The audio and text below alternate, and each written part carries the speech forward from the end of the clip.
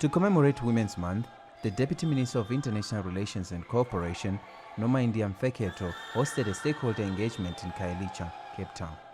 The event was held under the theme, Acknowledging Past Gains and Crafting Brighter Futures. This engagement created an opportunity to reflect on the role women play locally and internationally in promoting South Africa's national interests as well as its importance to disadvantaged communities. Today, the 31st of August, marks the end of the Women's Month. And you will agree with me that right through the month, we've been celebrating the good work, the legacy that have been left by the women of South Africa that started way before 1956.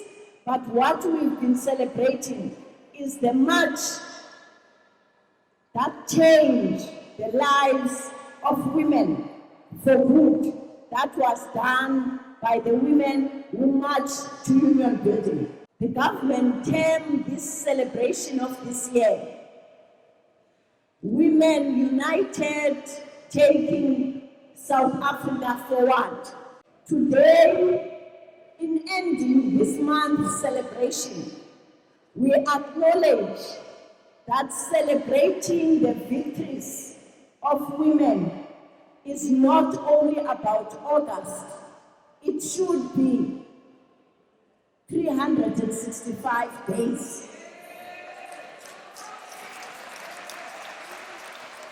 We also acknowledge that we will never be able to be united, taking South Africa forward, if we theorize the celebration of those women who marched 60 years ago. We need to go back to basics and look at what are the obstacles that prevent women from taking their rightful place in making sure that the legacy we were left with, instead of being weakened, it is strengthened.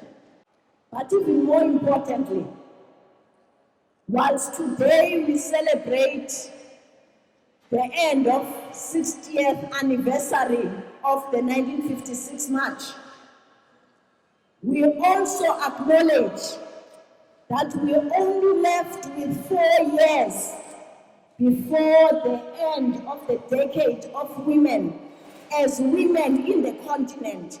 What is it that we carry, that we'll be proud of in 2020 to say as women of Africa, this is our trophy coming out of the decade of women?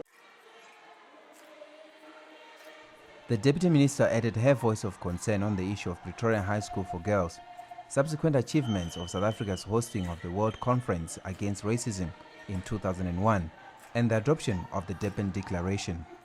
This province was once a very vibrant, non-racial province.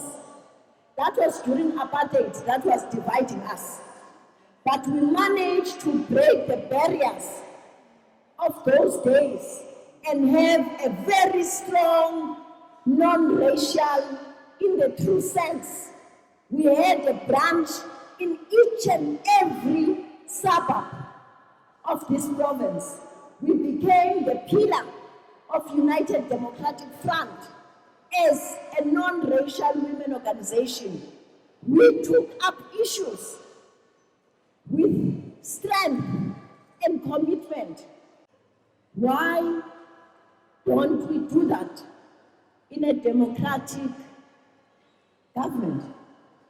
That in fact, the pillar is non-racialism and non-sexism. Why is it difficult to do what we were doing in the struggle to liberate this country? And if we were equal,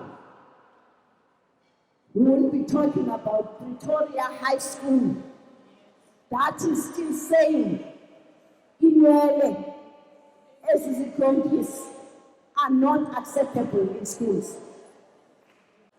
And I'm mentioning Pretoria, that's high because it's on the news. But I'm telling you that is happening in all model C schools, hidden under the code of conduct. And it's not now, it was happening before apartheid, but because we wanted our children to get what we term good education, we're able at least to stomach it, but it's happening 22 years after our freedom.